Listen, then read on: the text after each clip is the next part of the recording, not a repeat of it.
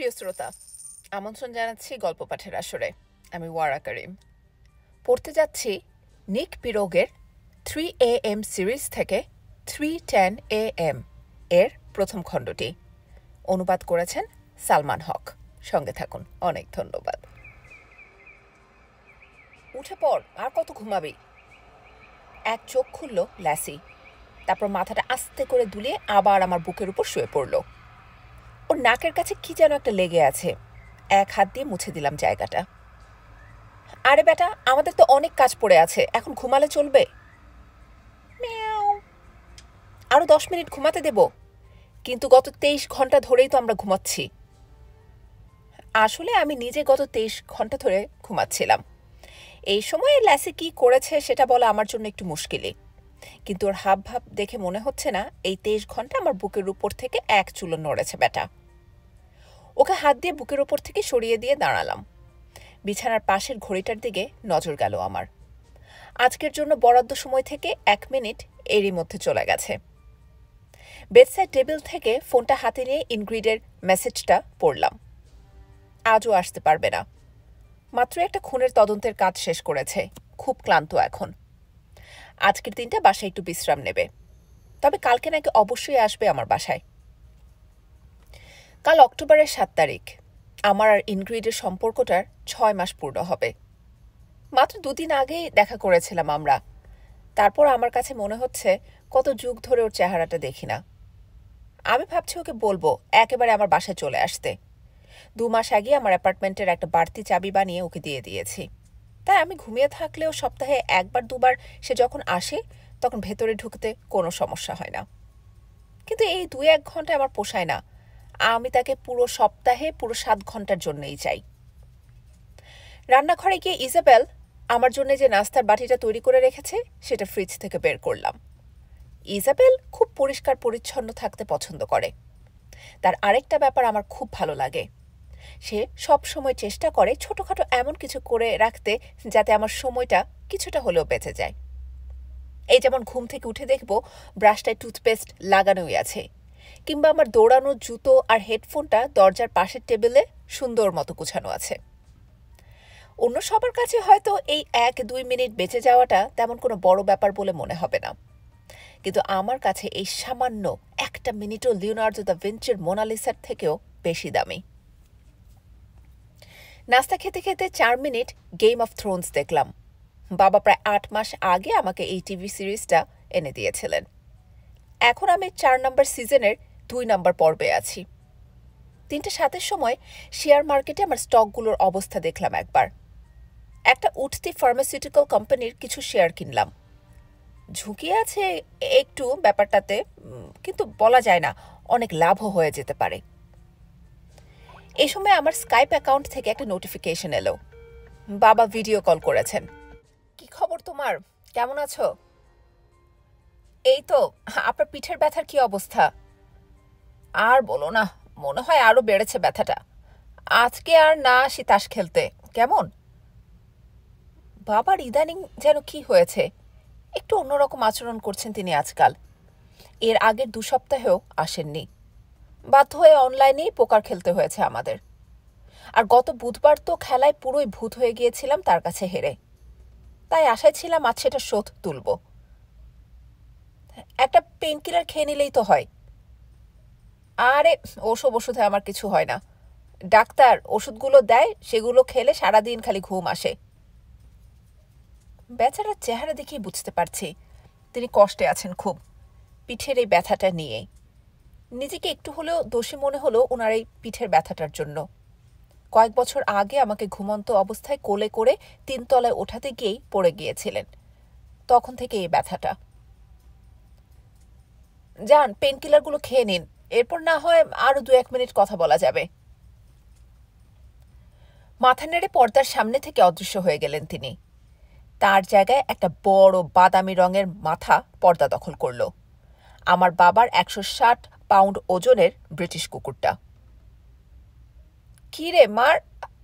লাইনটা শেষ করার আগে ল্যাসি লাফ দিয়ে আমার কোলে উঠে পড়ল।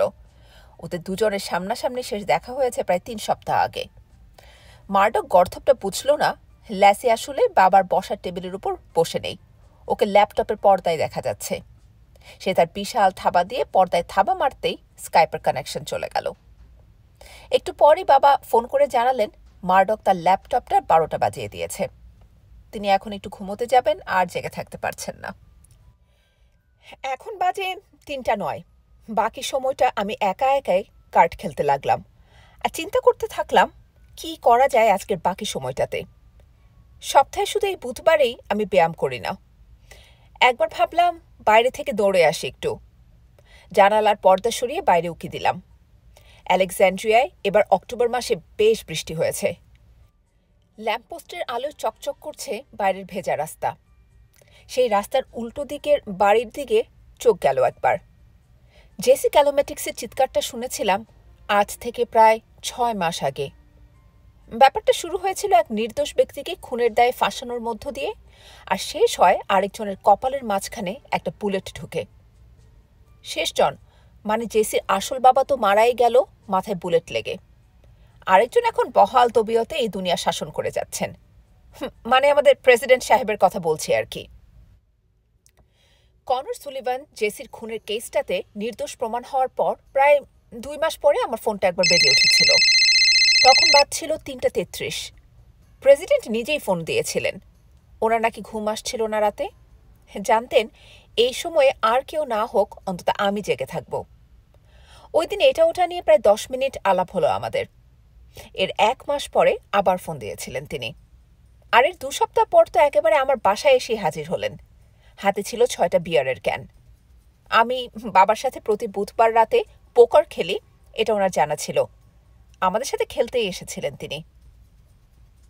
এরপর প্রায় 3 মাস হয়ে গেছে, কিন্তু আর কোনো ফোন পাইনি ওনার কাছ থেকে। ঠিক করলাম আরও মিনিট 15 মতো গেম অফ থ্রোনস দেখে ল্যাসে কিনে বাইরে থেকে একটু হেঁটে আসব।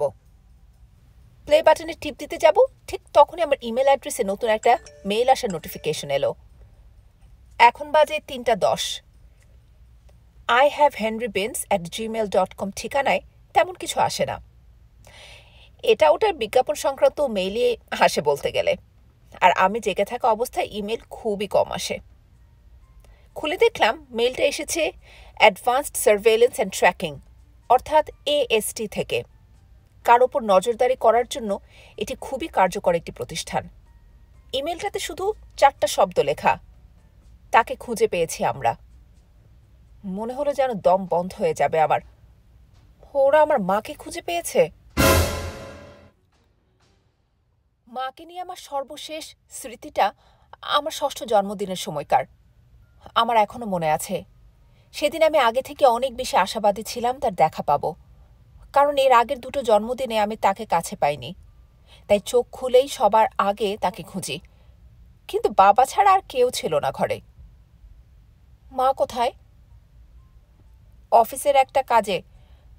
বাক্যটা সবসময় একইভাবে শেষ হতো, একটু ব্যস্ত আছে সে। আমার মার চাকরিটা ছিল পৃথিবীর সবচেয়ে বিরক্তিকর চাকরিগুলোর মধ্যে একটি। অন্তত পিচ্ছি থাকতে আমি এমনটাই ভাবতাম। একজন ভূতাত্ত্বিকের যে ফালতু কাজ আর নেই। কিন্তু এটা মনে হওয়ার পেছনে আমার কাছে যুক্তিসঙ্গত কারণও ছিল। আমার মনে হতো যে পাথরগুলো নিয়ে মা সারাক্ষণ মেতে থাকেন সেগুলো আমার প্রতিদ্বন্দ্বী। মার মনোযোগ আমার কাছ থেকে দূরে সরিয়ে রাখতো ওরা। কি এমন বিশেষত্ব ছিল ওগুলোর যে একজন মা তার সন্তানের চেয়ে বেশি গুরুত্ব দেবে ওদের?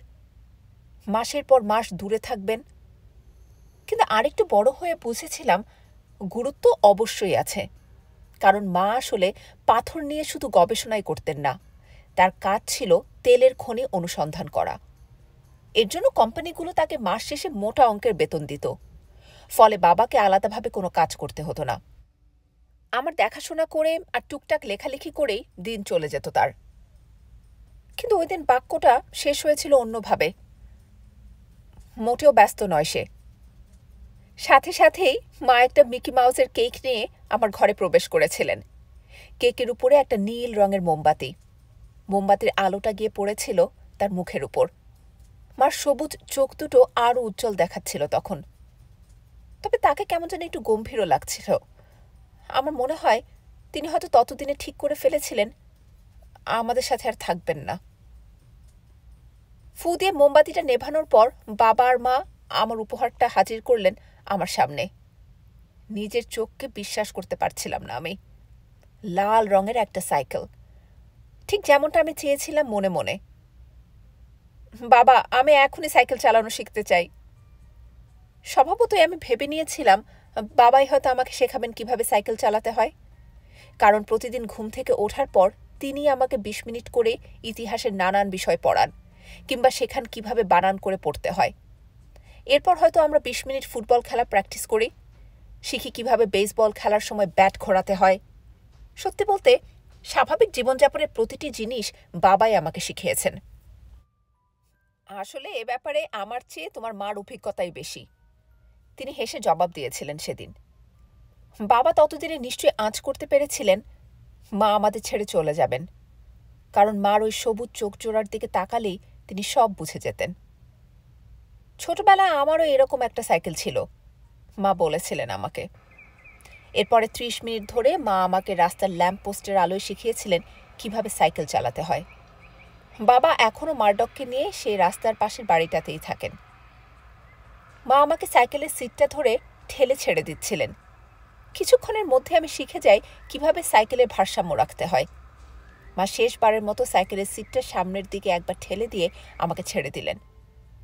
আসলে সাইকেলটা ছাড়ার সাথে সাথে তিনি আমাদেরও যে ছেড়ে দিচ্ছিলেন সেটা আমি তখনও বুঝে উঠতে পারিনি। সাইকেলটা নিয়ে এক চক্কর দেওয়ার পর আমি যখন ফিরে আসি তখন দেখি মা নেই, বাবা আমার জন্য অপেক্ষা করছেন। মা কোথায় গেল? একটা জরুরি ফোন এসেছিল, বাবা ক্লান্ত স্বরে জবাব দিয়েছিলেন। ওটাই ছিল মার সাথে আমার শেষ দেখা। এর পরের বছরগুলোতে বেশ কয়েকবার আমি মায়ের ব্যাপারে বিভিন্ন কথা জানতে চেয়েছি বাবার কাছ থেকে, কিন্তু কিছুই বের করতে পারিনি তার কাছ থেকে। আরে রাখো তো তার কথা, যে গেছে সে গেছে, তার কথা ভেবে ভেবে সময় নষ্ট করো না, এভাবেই জবাব দিতেন বাবা আমার প্রশ্নগুলোর। একদিক দিয়ে তার কথা ঠিকই ছিল, কারণ একবার মা সম্পর্কে চিন্তা করা শুরু করলে আমি একরকম ঘোরের মধ্যে চলে যেতাম। ঘোর কাটতে কাটতে দেখতাম ১ ঘন্টা, মানে আমার জন্য পুরো একটা দিন পার হয়ে গেছে। আমি যদি স্বাভাবিক কেউ হতাম তাহলে শুধু একদিন কেন, মাসের পর মাস, বছরের পর বছর মার কথা ভাবলেও কোনো ক্ষতি হতো না। বরং আমার বয়সে অন্য কেউ হলে এ কাজই করত। কিন্তু আমি যে স্বাভাবিক কেউ না। প্রতিদিন আমার জন্য মাত্র ৬০ মিনিট বরাদ্দ থাকে, আর এই ৬০ মিনিট আমি কিভাবে কাটাবো তা একমাত্র আমিই ঠিক করি। অন্য কারোর অধিকার নেই আমার কাছ থেকে এগুলো ছিনিয়ে নেয়ার, তা সে যে কেউই হোক না কেন। তাই আমি আমার চারদিকে গড়ে তুলেছি অদৃশ্য এক দেয়াল। সেই দেয়াল ডিঙিয়ে আমার কাছে আসার সাধ্য এমনকি আমার মায়েরও নেই। অন্তত এতদিন আমি এমনটাই ভেবেছিলাম। ৫ বছর আগে আমি শেয়ার মার্কেটে কিছু স্টক কিনতে গিয়ে হঠাৎ আমার চোখে পড়ে যায় একটা পেট্রোলিয়াম কোম্পানির নাম, GGU।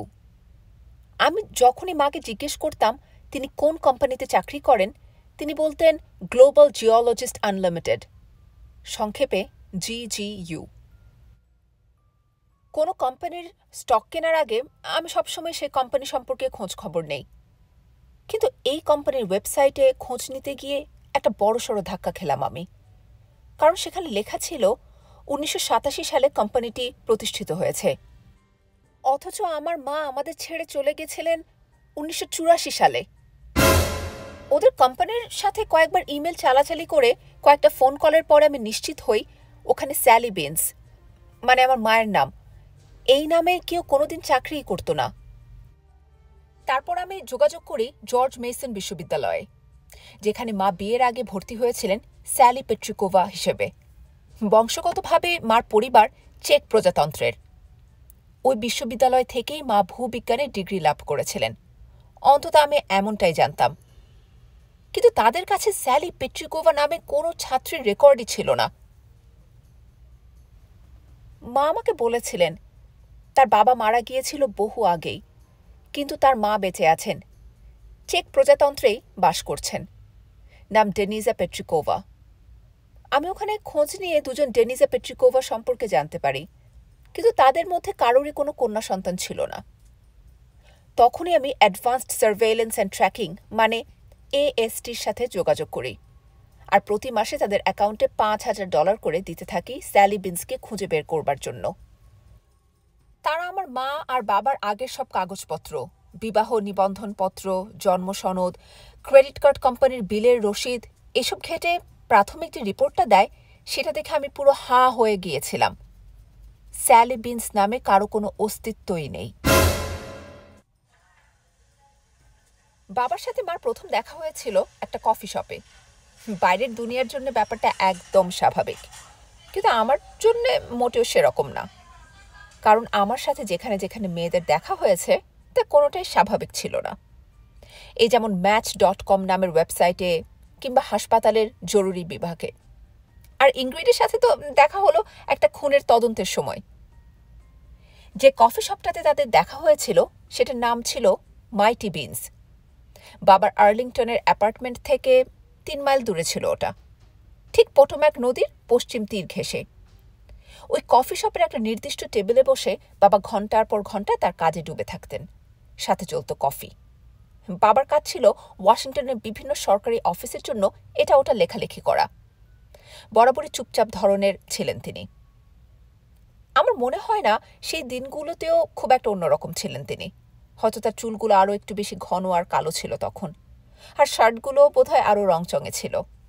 কিন্তু এতটাও নয় যে হঠাৎ করে কোনো সুন্দরীর চোখে পড়ে যাবেন। আমি তাকে যতটা চিনি ওই সরকারি লেখালেখির কাজগুলোতেই ব্যস্ত থাকতে ভালো লাগতো তার। এজন্যই বোধ হয় একটা সুন্দরী মহিলা যে তার দিকে বারবার তাকাচ্ছিল পাশের টেবিল থেকে, সেটা এড়িয়ে যায় তার চোখ। কি এত জরুরি কাজে ব্যস্ত আপনি? মার মতে প্রথমবার যখন তিনি বাবাকে প্রশ্নটা করেছিলেন তিনি কোনো রকম প্রতিক্রিয়াই পাননি তার কাছ থেকে, তাই আবার করতে হয়েছিল প্রশ্নটা। অবশেষে বাবা যখন মার দিকে তাকালেন তখন তার চশমাটা পড়ে যায় চোখ থেকে, কিন্তু এক দৃষ্টিতে মার দিকে তাকিয়েছিলেন তিনি, চোখই ফেরাতে পারছিলেন না। আমার মা জানতেন তিনি কতটা সুন্দরী ছিলেন, তাই পুরুষদের এরকম দৃষ্টি তার কাছে মোটেও অপরিচিত ছিল না। সেদিন কোনো ধরনের মেকআপই করেননি তিনি।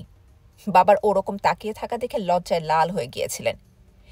এরপরে 6 ঘন্টা সেখানেই আলাপ হয় তাদের দুজনের।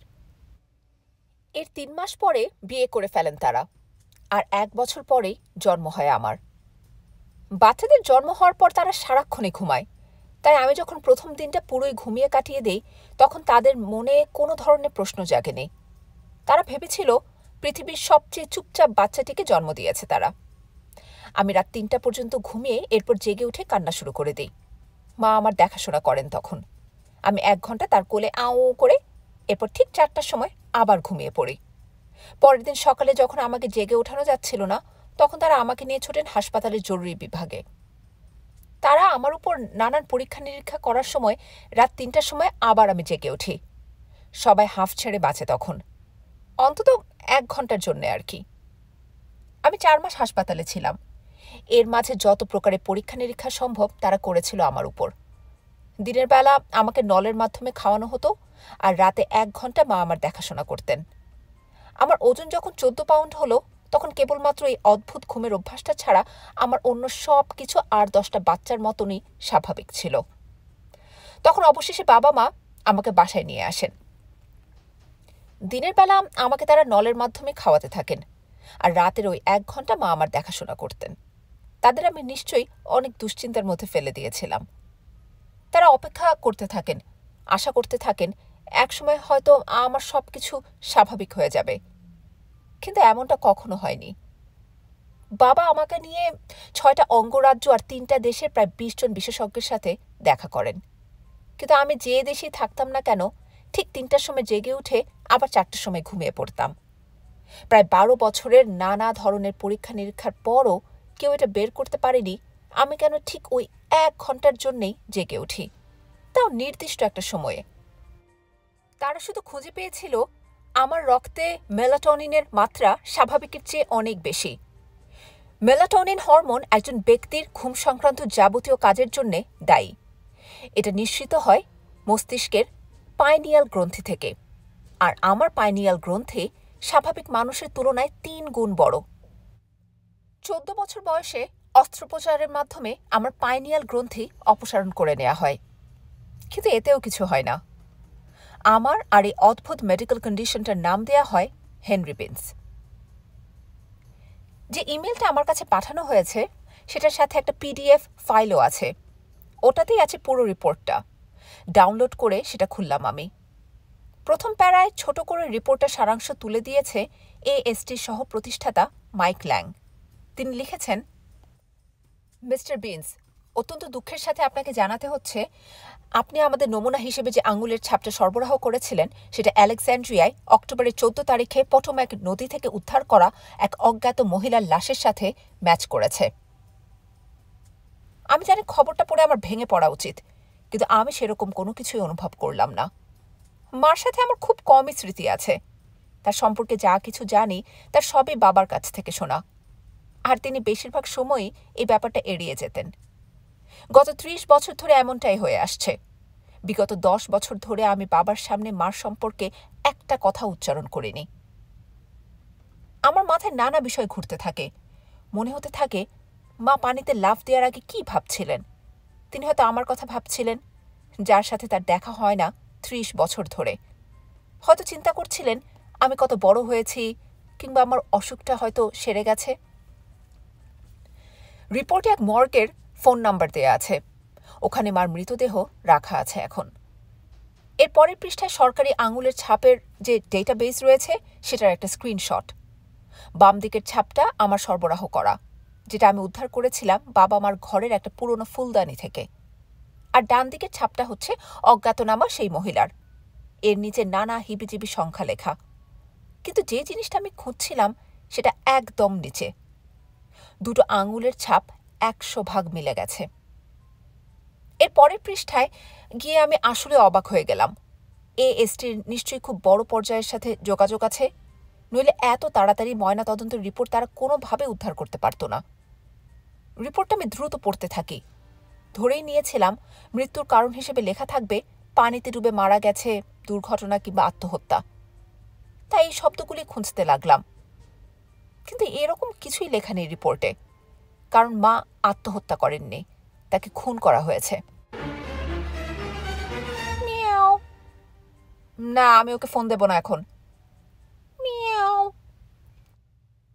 হ্যাঁ, আমি জানি আমার মাকে আলেকজান্ড্রিয়াতে খুঁজে পাওয়া গেছে, আর আমার গার্লফ্রেন্ড আলেকজান্ড্রিয়ার পুলিশ ডিপার্টমেন্টে কাজ করে। উফ, বুঝলাম, সে একজন হোমিসাইড ইনভেস্টিগেটর। এটা আমি ভালো করেই জানি। হোমিসাইড ইনভেস্টিগেটররা খুনের তদন্তের জন্যই কাজ করে, আর আমার মা খুন হয়েছেন। আচ্ছা, তুই আগের বাসাটাতে সারাদিন কি করতি বলতো? খুব ক্রাইম পেট্রোল দেখতি নাকি? কি ক্রিমিনাল মাইন্ডস? তোকে একবার বললাম না এখন ফোন দেব না ওকে। কাল তো দেখা হবেই আমাদের, এখন চুপ করে বসে থাক। না, তোকে কোল্ড কফি খাওয়াতে পারবো না এখন। ঘড়ির দিকে তাকালাম, এখন বাজে 3:23। গত 7 মিনিট ধরে আমি ইন্টারনেটে আমার মার খুন সম্পর্কে কোনো খবর আছে কিনা সেটা খুঁজে বের করার চেষ্টা করছি, কিন্তু এই পর্যন্ত এমন কিছু খুঁজে পাইনি যেখানে লেখা আছে মাথার পেছনে গুলিবিদ্ধ কোনো মহিলার মৃতদেহ খুঁজে পাওয়া গেছে পটোম্যাক নদীর পাশে। আসলে কোনো কিছু যে খুঁজে পাবো এমন আশাও করিনি, কারণ আলেকজান্ড্রিয়া ওয়াশিংটন ডিসি থেকে মাত্র 15 মিনিটের দূরত্বে। তাই রাজনীতিবিদদের বাইরে অন্য কারো সম্পর্কে কোনো খবর খুব কমই গুরুত্ব পায় এখানকার নিউজ পোর্টালগুলোতে। আচ্ছা বাবা, আচ্ছা, করছি ফোন। ফোনটা হাতে নিয়ে ইনগ্রিডের নাম্বার ডায়াল করলাম। 3 বার রিং হওয়ার পর ফোনটা ধরল সে। কি খবর হেনরি? গলা শুনে বুঝতে পারলাম সে কতটা ক্লান্ত। তোমাকে এত রাতে জাগানোর জন্য দুঃখিত। আরে ব্যাপার না, তোমার সকাল কেমন গেল আজকে? ইনগ্রিডের মতে আমার জেগে ওঠার পর প্রথম 20 মিনিট হলো সকাল, এর পরের 20 মিনিট বিকেল, আর শেষ 20 মিনিট হচ্ছে রাত। আজকের সকালটার তুলনায় অনেক বেশি ভালো সময় কাটিয়েছি আমি আগে। ফোনের এই প্রান্ত থেকে বুঝতে পারলাম ওর চোখ দুটো বড় হয়ে গেছে। কি হয়েছে? কি হয়েছে আবার? এর আগে আমি আমার মার সম্পর্কে কোনো কথা ওকে খুলে বলিনি, তাই এরপরে 4 মিনিটে ওর কাছে সবকিছু ব্যাখ্যা করে গেলাম। মার চাকরির কথা, এএসটির রিপোর্ট, আর অজ্ঞাত পরিচয়ের এক মহিলার সাথে মার আঙুলের ছাপ মিলে যাওয়ার ঘটনা, কিছুই বাদ দিলাম না। ফোনে ইনগ্রিডের চাদরের খসখসানির শব্দ শুনে বুঝলাম সে উঠে বসছে। আমি দুঃখিত। আরে আমি অতটা দুঃখিত নই। তাকে তো আমি ভালো মতো চিনতামও না, আর যতটুকু চিনতাম তা পুরোটাই মিথ্যে। তবুও তিনি তো তোমার মা। কিন্তু আমি এইসব নিয়ে চিন্তা করতে চাচ্ছিলাম না, তাই কথা ঘোরানোর জন্য বললাম, আচ্ছা, মাকে তো আলেকজান্ড্রিয়াতেই খুঁজে পাওয়া গেছে। তুমি কি কিছু শুনেছ তোমার অফিসে? না, আমি অন্য একটা কেস নিয়ে অনেক বেশি ব্যস্ত এখন। কারোর সাথে কথা বলার সময়ও নেই আমার আর রবির। ইনগ্রিডের আগের সহযোগী প্রেসিডেন্টকে খুনের দায়ে ফাঁসিয়েছিল। মাথায় গুলি খেয়ে সে এখন সব কিছুর ঊর্ধ্বে। রবি হচ্ছে তার নতুন সহযোগী। আচ্ছা, আমাকে কয়েক জায়গায় ফোন করতে দাও, সব কিছু খুঁজে বের করছি। আমি কিছু বলার আগেই ইনগ্রিড বলল, তোমার কোনো তুলনা হয় না। জানি। ফোনটা রেখে দিলাম। এখন বাজে 3:31। ল্যাসির গলায় লাগানো 10 ফিট লম্বা চেইনটা টান টান হয়ে আছে। ব্যাটা একটা গাছ বেয়ে ওপরে ওঠার আপ্রাণ চেষ্টা করছে এখন। আমি ওকে টেনে নামালাম গাছটা থেকে। আজকে তুই ব্যথা পেলে তোকে সেবা করবার মতো সময় নেই আমার কাছে। ল্যাসির একটা বদ অভ্যাস হচ্ছে ওর সমান অন্য কোনো জীবজন্তু দেখলে তার সাথে মারামারি শুরু করে দেয়। এই যেমন অন্য কোনো বিড়াল কিংবা বেজি। মাঝে মাঝে কাঁটা গাছের সাথেও লেগে যায় ওর, কিন্তু বেশিরভাগ সময় হেরে ভূত হয়ে যায় ব্যাটা। আর বাকি সময়টা আমার কাটাতে হয় ওকে পরিষ্কার করতে করতে কিংবা ওর গা থেকে কাঁটাগুলো টেনে বের করার কাজে। অবশেষে সে গাছে ওঠার চেষ্টায় ক্ষান্ত দিয়ে আবার রাস্তায় ফিরে আসলে আমরা পূর্ব দিকে হাঁটা দিলাম। আমি একটা রেইনকোট পরে আছি ঝিরিঝিরি বৃষ্টি থেকে বাঁচার জন্যে, কিন্তু ল্যাসির গায়ে কিছু না থাকায় ওর লোমগুলো ভিজে চকচক করছে। রাস্তায় জায়গায় জায়গায় জমে আছে পানি। এরকম বড় সড়ো একটা গর্ত দেখে মহানন্দে ওটাতে লাফ দেওয়ার আগেই কোনো মতে চেইন ধরে ল্যাসিকে থামালাম আমি রাস্তা পার হওয়ার সময়। নইলে ভিজে পুরো চুপচুপে হয়ে যেত। মিয়াও। কি, আমার সাথে হেঁটে কোনো মজা নেই? আচ্ছা, এটা তোকে জানিয়ে রাখি, ঘুম থেকে উঠে যখন দেখি তুই তোর ভেজা শরীরটা নিয়ে আমার উপর শুয়ে আছিস, আমিও কোনো মজা পাই না, বুঝলি? আমি জানি ও পানিতে গড়াগড়ি খেতে কতটা ভালোবাসে, আর সেজন্য বেশিরভাগ সময় একটু গড়াগড়ি করতেও দেই ব্যাটাকে। কিন্তু আজকে তাড়া আছে আমার। 1 মিনিট পরে আমরা পোটোম্যাক নদীর ওপর একটা ব্রিজে উঠে গেলাম। নিচ দিয়ে বয়ে চলেছে নদীর পানি। 1.25 মাইল দূরে আরেকটা পাথরের ব্রিজ দেখা যাচ্ছে নদীর উপর। 3টে গাড়ি সাঁই সাঁই করে চলে গেল ওটার উপর দিয়ে। আচ্ছা, মার লাশটা গাড়িটা নিয়ে এসেছিল সেটাও কি এই ব্রিজের উপর দিয়ে গিয়েছিল, নাকি ব্রিজের উপর গাড়িটা পার্ক করার পর তার লাশটা গাড়ির পেছনের ট্রাঙ্ক থেকে বের করে ওপর থেকে ফেলে দিয়েছিল ওরা? হয়তো তাকে মেরে ফেলা হয়েছিল এখান থেকে অনেক দূরে কোনো জায়গায়। কে জানে পোটোম্যাক নদী কত দূর থেকে ভাসিয়ে এনেছে তার লাশটাকে। ময়নাতদন্তের রিপোর্টে লেখা ছিল মার মৃত্যু হয় তার লাশটা খুঁজে পাওয়ার প্রায় 24 থেকে 48 ঘন্টা আগে। সোমবারে পাওয়া যায় তার লাশ, তার মানে সপ্তাহের শেষ দিকে তাকে খুন করা হয়। উত্তর দিকে আরও কিছু দূর হেঁটে গেলাম ল্যাসি আর আমি। অভ্যাসবশত একটা ড্রেন পাইপের উপরে এসে থেমে নিচের দিকে উঁকি দিলাম। পাইপটা প্রায় 6 ফুটের মতো লম্বা হবে। বৃষ্টির পানি স্রোতের মতো বের হচ্ছে ওটা থেকে এখন। 6 মাস আগে একদল গুন্ডার হাত থেকে বাঁচার জন্য এই পাইপটার ভেতর প্রায় 20 মিনিট কাটাই আমি। ধরা পড়লে আমার অবস্থা মার মতোই হতো। আচ্ছা, মা কি ভয় পেয়েছিলেন মারা যাওয়ার আগে, যেমনটা আমি পেয়েছিলাম সেই রাতে? তিনি কি এটা জানতেন কেউ তার পিছু নিয়েছে? তার সম্পর্কে আমি হয়তো বেশি কিছু মনে করতে পারি না, কিন্তু তার বুদ্ধিদীপ্ত সবুজ চোখ জোড়ার কথা স্পষ্ট মনে আছে আমার এখনো। তাকে খুন করতে নিশ্চয়ই বেগ পেতে হয়েছে খুনিকে। আমার ফোনটা বেজে উঠল এ সময়। ইনগ্রিড ফোন দিয়েছে।